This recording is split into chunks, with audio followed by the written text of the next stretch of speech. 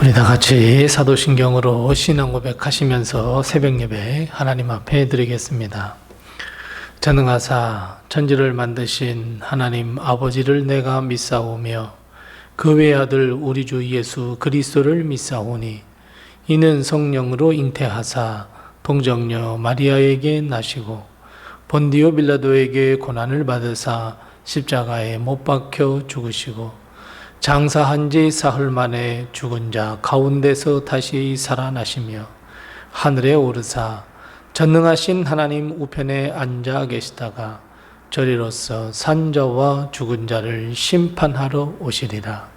성령을 믿사오며 거룩한 공회와 성도가 서로 교통하는 것과 죄를 사하여 주시는 것과 몸이 다시 사는 것과 영원히 사는 것을 믿사옵나이다. 아멘. 찬송가 365장 우리 함께 같이 찬송하겠습니다. 찬송가 365장입니다. 365장 우리 함께 같이 찬송합니다.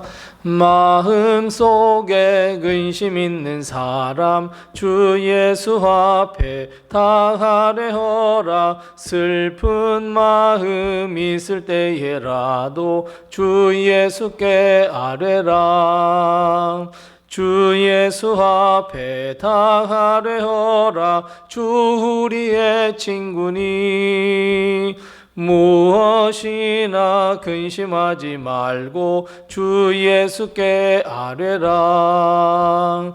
눈물 나며 깊은 한숨 쉴 때 주 예수 앞에 다 아뢰어라. 은밀한 죄 내게 있더라도 주 예수께 아뢰라. 주 예수 앞에 다 아뢰어라. 주 우리의 친구니 무엇이나 근심하지 말고 주 예수께 아뢰라. 괴로움과 두려움 있을 때 주 예수 앞에 다 아뢰어라. 내일 일을 염려하지 말고 주 예수께 아뢰라. 주 예수 앞에 다 아뢰어라. 주 우리의 친구니 무엇이나 근심하지 말고 주 예수께 아뢰라.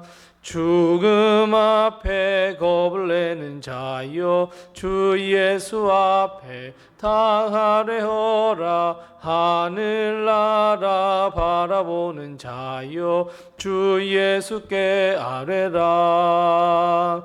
주 예수 앞에 다 아뢰어라. 주 우리의 친구니 무엇이나 근심하지 말고 주 예수께 아뢰라. 아멘. 오늘 이 시간 하나님께서 우리에게 주시는 말씀은 신약성경 마가복음 2장 1절 말씀부터 12절 말씀입니다. 신약성경 55면에 있는 마가복음 2장 1절 말씀부터 12절 말씀을 우리 함께 같이 한 목소리로 봉독합니다. 마가복음 2장 1절 말씀부터 12절입니다. 함께 같이 봉독합니다. 수일 후에 예수께서 다시 가버나움에 들어가시니 집에 계시다는 소문이 들린지라. 많은 사람이 모여서 문 앞까지도 들어설 자리가 없게 되었는데 예수께서 그들에게도 도를 말씀하시더니 사람들이 한 중풍병자를 4사람에게 메워가지고 예수께로 올세 무리들 때문에 예수께 데려갈 수 없으므로 그 계신 곳에 지붕을 뜯어 구멍을 내고 중풍병자가 누운 상을 달아내리니 예수께서 그들의 믿음을 보시고 중풍병자에게 이르시되 작은 자야 내 죄사함을 받았느니라 하시니 어떤 서기관이 거기 앉아서 마음에 생각하기를 이 사람이 어찌 이렇게 말하는가 신성모독이로다. 오직 하나님 한 분 외에는 누가 능히 죄를 사하겠느냐. 그들이 속으로 이렇게 생각하는 줄을 예수께서 곧 중심에 아시고 이르시되 어찌하여 이것을 마음에 생각하느냐. 중풍병자에게 내 죄사함을 받았느니라 하는 말과 일어나 내 상을 가지고 걸어가라 하는 말 중에서 어느 것이 쉽겠느냐. 그러나 인자가 땅에서 죄를 사하는 권세가 있는 줄을 너희로 알게 하려 하노라 하시고 중풍병자에게 말씀하시되 내가 내게 이르노니 일어나 내 상을 가지고 집으로 가라 하시니 그가 일어나 곧 상을 가지고 모든 사람 앞에서 나가거늘 그들이 다 놀라 하나님께 영광을 돌리며 이르되 우리가 이런 일을 도무지 보지 못하였다 하더라. 아멘. 이번 한 주간 동안 그리고 오늘 하루 동안도 하나님의 큰 축복과 은혜가 우리 교회와 성도님들의 가정에 늘 함께 하시기 바랍니다. 예수께서 제자들과 수일 후에 다시 가버나움을 찾으셨습니다. 그런데 그 소식을 들은 많은 사람들이 주님을 찾았습니다. 주님을 만나고 주님께 치유와 치료를 받기 위해 수많은 사람이 주님을 찾았습니다. 그런데 문제는 스스로 주님께 걸어올 수 없는 자, 나약하고 병약한 자, 어린 아이들, 도움을 받을 수 없는 자들. 사실 어찌 보면 정말 주님을 만나야 할 사람들이 주님을 만날 수 없었다는 데 있었습니다. 그 중에 한 사람, 그 중에 대표적인 사람이 바로 중풍병자였습니다. 우리가 잘 알듯이 중풍병자는 자의적으로 걸어올 수 없었고 스스로 자유롭게 무엇을 할 수 있는 능력을 상실한 사람이었습니다. 중풍병자는 누군가의 도움이 절실히 필요했고 누군가에 의지하는 삶을 살 수밖에 없었습니다. 심지어 주님을 만나면 치료받을 수 있고 치유받을 수 있음에도 불구하고 주님께로 자의적으로 자기 발로는 갈 수 없었습니다. 하지만 중풍병자에게는 믿음과 신의가 있었던 친구들과 마을 사람들이 있었습니다. 사람들이 내 친구에게 부탁했습니다. 내 친구는 기꺼이 병상채로 그를 데리고 주님께 갔습니다. 병상에 누운 채로 주님께 그 친구들의 도움으로 나갈 수 있었습니다. 그런데 더 큰 문제가 생겼습니다. 어렵게 주님 계신 곳에 갔는데 몰려든 사람으로 인해서 주님 앞에 설 수 없었습니다. 우리가 잘 알고 계시듯이 결국 그들이 선택할 수 있었던 것은 지붕을 뚫는 일이었습니다. 그들은 지체 없이 지붕을 뚫고 주님 앞에 침상을 줄에 달아 내렸습니다. 반드시 주님을 만나야겠다는 의지를 보여주는 것이었고 그들의 믿음을 주님께 보여주는 것이었습니다. 오직 주님만이 중풍병을 고칠 수 있다는 믿음이었습니다. 그래서 주님은 이것을 보셨습니다. 그러면서 무엇을 보았다 말씀하십니까? 맞습니다. 오늘 본 말씀 5절 말씀에 보면 주님은 그들의 믿음을 보았다 말씀합니다. 중풍병자도 중풍병자이지만 지붕을 뚫고 그 중풍병자를 내렸던 그 네 사람의 친구들, 그리고 많은 사람들이 한 중풍병자를 꼭 주님을 만나야 되겠다고 내 친구에게 부탁했던 그 사람들. 사랑하는 성도 여러분, 우리 역시 마찬가지입니다. 우리도 주님께 우리의 믿음을 보여드려야 합니다. 우리가 주님께 믿음을 보일 때 주님은 일하시며 주님은 우리의 간구와 우리의 소망을 들어주십니다. 주님은 이 땅에 계시는 동안 정말 말로 다 할 수 없는 기적을 베푸셨습니다. 아마 성경에 써도 다 부족할 뿐입니다. 그런데 이 모든 기적은 주님의 마음, 긍휼의 마음, 그 마음도 분명히 필요했지만 그에 앞서서 주님의 긍휼의 마음을 일으키기 위해서는 결국 믿음이 선행 조건이었습니다. 모두가 믿음이 필요했고 결국 모든 기적의 역사는 믿음의 작은 씨앗으로부터 시작되었습니다. 주님도 믿음을 보셨고 믿음을 요구하셨고 믿느냐고 실제로 물으셨습니다. 마찬가지입니다. 지금 우리에게 필요한 것은 바로 믿음입니다. 기도의 응답, 놀라운 역사, 우리의 부르짖음이 하늘로부터 응답받기 위해서는 반드시 응답해 주실 것을 믿는 믿음이 필요합니다. 믿음으로 하나님의 역사를 체험할 수 있습니다. 믿음으로 우리가 영생을 얻을 수 있을 뿐만 아니라 우리 삶에 필요한 것들을 얻을 수 있습니다. 이렇게 믿음으로 주님 앞에 나갔던 중풍병자는 내가 정말 나을 수 있겠구나 라고 하는 절호의 기회를 얻었습니다. 그런데 주님은 무엇이 필요한지, 무엇을 해주기를 바라는지 전혀 물으시지 아니하시고 대뜸 주님은 중풍병자에게 말씀합니다. 작은 자야 내 죄사함을 받았느니라. 오늘 주님은 중풍병자에게 작은 자야 라고 이렇게 말씀합니다.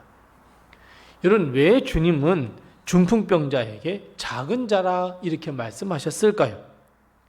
중풍병자가 말 그대로 어린 아이였을까요? 아니면 믿음이 아주 어린 자였을까요? 방금 말씀드렸던 것처럼 여러분, 중풍병자는 사실 스스로가 할 수 있었던 일이 아무것도 없었습니다. 마치 어린 아이처럼, 마치 작은 자처럼. 사랑하는 성도 여러분, 우리도 마찬가지이지 않을까요?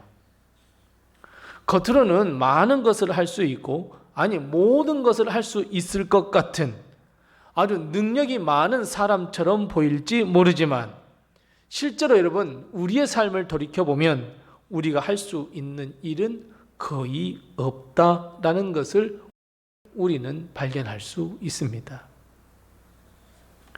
우리는 인생이라고 하는 이 귀하디 귀한 시간을 보내면서 결국 내리는 결론은 내 인생이라고 할지라도 내 인생, 내 마음대로 되지 않는다라고 하는 결론입니다. 우리는 겉으로는 장성한 자 같으나 실제로는 작은 자입니다. 어린아이 같아 할 수 있는 것이 부족한 자들입니다. 생각해 보세요. 중풍병자는 스스로 주님 앞에 나오는 것마저도 할 수가 없었습니다. 그렇게 하고 싶은 마음은 굴뚝 같았어도 그렇게 도무지 할 수 없었습니다. 결국 여러분, 중풍병자에게 하시는 작은 자야 라고 하는 말씀은 결국 우리를 보고 하시는 말씀입니다. 사랑하는 성도 여러분, 우리는 작은 자입니다.